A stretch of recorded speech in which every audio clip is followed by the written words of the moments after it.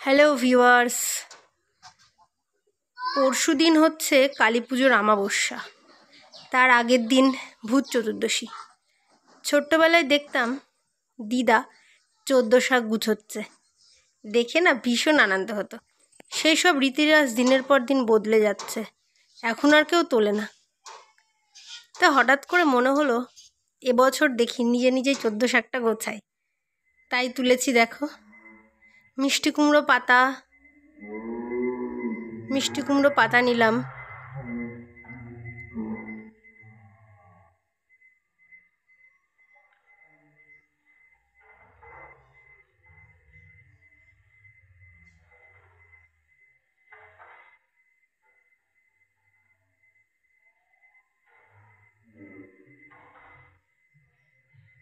পুঁই পাতা,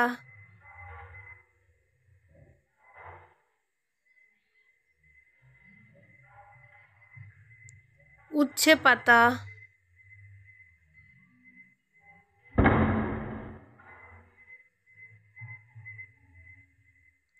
সজনে পাতা,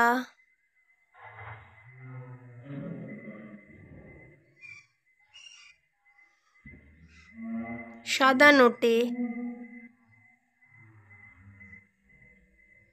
মানকচুর পাতা,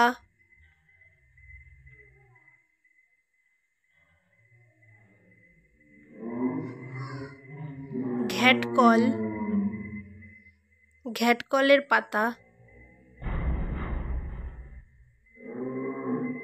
চীনা কচুর পাতা,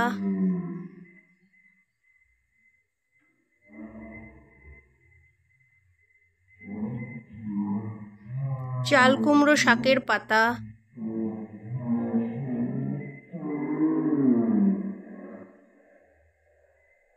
তেলাকুচোর পাতা,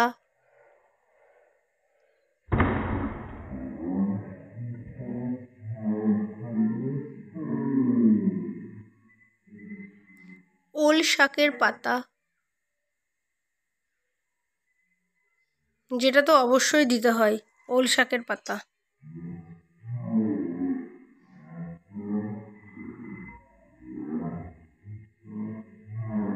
আরও আছে কুলেখাড়ার পাতা। কুলেখাড়া ভীষণ উপকারী শাক, তোমরা সবাই জানো। লাল নোটের পাতা, এই পাতাগুলো দেখো, একটু ভালো পাতা পাইনি, যা পেয়েছি। 14 শাক তো গোছাতে হবে না। তো এই হলো আমার 14 শাক গোছানো হয়ে গেছে। পূর্বপুরুষদের আত্মার শান্তির কামনার্থে আমরা ভূত চতুর্দশীর দিন 14টা প্রদীপ প্রজ্বলন করি। আর সেগুলো দেওয়ার বিভিন্ন রীতিনিয়ম আছে। বিভিন্ন জায়গায়, বাড়ির সদর দরজায়, ঠাকুর ঘরে, তুলসী তলায়, শোবার ঘরের দরজায়, রান্নাঘরের দরজায়, বাথরুমের দরজায়, কলতলায়, এরমভাবে 14 জায়গায় দিতে হয়, একটা ছাদে। আর তার সঙ্গে নিয়ম আছে দিনের বেলা এরকম 14 শাক খাওয়া। আমরা ছোট্টবেলায় বলতাম যে এই 14 শাক খেয়ে প্রচুর শরীরে শক্তি করতে হবে, এই জন্য খেতে হবে, আমাদেরকে বোঝাতো। যাতে রাত্রে যখন ভূত চতুর্দশী শুনেই কেমন একটা গা ছমছম করতো, যে ভূতরা ঘুরে বেড়ায়, ওই জন্য তো অনেক শক্তি লাগবে না, সেই জন্য এই 14 শাক খেয়ে শক্তি করতে হবে, এই রকমভাবে বুঝিয়ে আমাদেরকে এই শাক ভাজাটা খাওয়ানো হতো। এখন তো বুঝেছি যে শাক খাওয়ার কতটা উপকারিতা, কিন্তু ছোটোবেলায় তো আমরা বুঝতাম না। তখন এইভাবে আমাদেরকে বড়রা বোঝাতো যে 14 শাক খাও। এই বছর আমি আমার ছোট্ট মেয়েকে বোঝাবো যে 14 শাক খেতে হয়। তোমরা কে 14 শাক তুলেছ? আর এখন তো বিজি লাইফ, শাক তোলার আর টাইম নেই, এখন তো সবাই বাজার থেকে কিনে আনবে। যাই হোক, ভালো থেকো, আর কালকে সবাই 14 প্রদীপ জ্বালিও কিন্তু। টাটা।